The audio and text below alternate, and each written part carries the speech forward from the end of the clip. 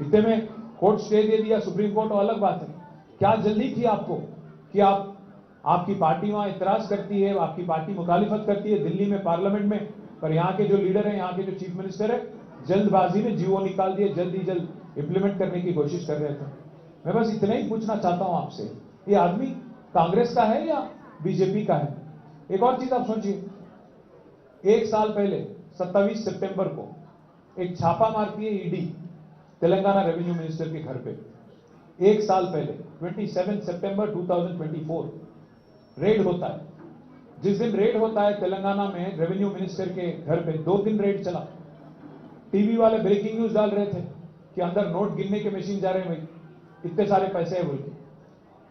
आज 1 साल से ज्यादा हो गया, ना ईडी मुंह खोल रही, ना मिनिस्टर मुंह खोल रहा।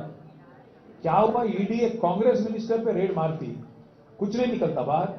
क्या बरामद हुआ, केस बनाना है नहीं बनाना है, क्या मिले, कौन चोर है, कितना पकड़ा गया, कुछ नहीं। 1 साल हो गया।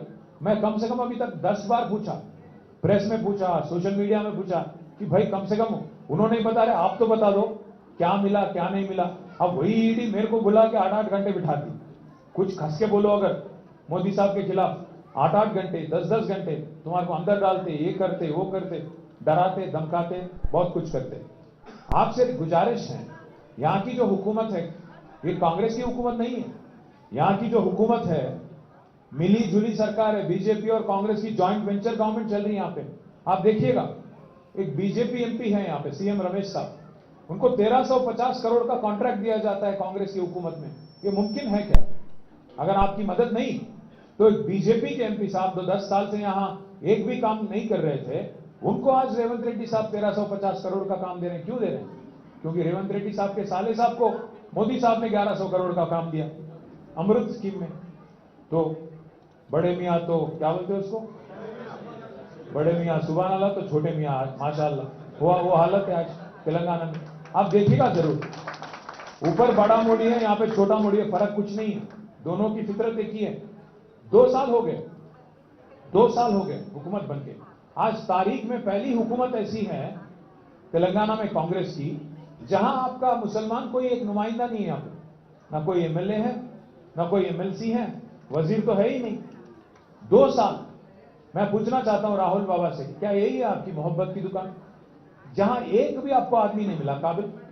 अगर सीएम साहब से पूछते हैं तो सीएम साहब कहते हैं कि भाई आप एमएलए नहीं जिताए, एमएलए नहीं जिताए भाई, पर अगर 6 एमएलसी बनाए आप एमएलए के जरिए 2 साल में, 2 साल में 6 एमएलसी बनाए आप, एक काबिल आदमी नहीं मिला आपको, एक पसंदीदा आदमी नहीं मिला आपको माइनॉरिटीज में। आपके लिए सीट कुर्बान करने वाले शबीर अली साहब को दे देते, उनको वजीर बना देते, या हमारे कैप्टन साहब जिसको आप बकरा बना दिए अजहरुद्दीन साहब, उनको ला लेके वजीर बनाते, एमएलसी बनाते। कोई तो मिलता आपको, एक काबिल आदमी आपके पार्टी में नहीं मिला। इसीलिए पूछ रहा हूं, ये बात नुमाइंदगी की नहीं, ये बात इज्जत की नहीं, बात वोटों की नहीं, बात कोई और चीज की नहीं, बात उसूल की है, बात तहजीब की है, बात हर किसी को साथ ले चलने की है, बात भागीदारी की है। इसलिए मैं कहता हूं, आप सोचिए, गौर करिए। मैं ये नहीं कह रहा कि 10 साल में हमने हर चीज कर दिया, 10 साल में हमने हर चीज कर दिया, मैं ये नहीं कहता। हां, कोशिश हमने की, हमने गरीबों को मदद करने की कोशिश की, आवाम को मदद करने की कोशिश की। जात के नाम पे, मजहब के नाम पे सियासत हम नहीं करें, हर किसी को साथ लेके चलने की कोशिश करें। हां, आईटी एक्सपोर्ट, जैसे अभी भाई कह रहे थे, आईटी एक्सपोर्ट्स जिस दिन हमारी हुकूमत बनी 2014 में, IT exports were only 57,000 crore.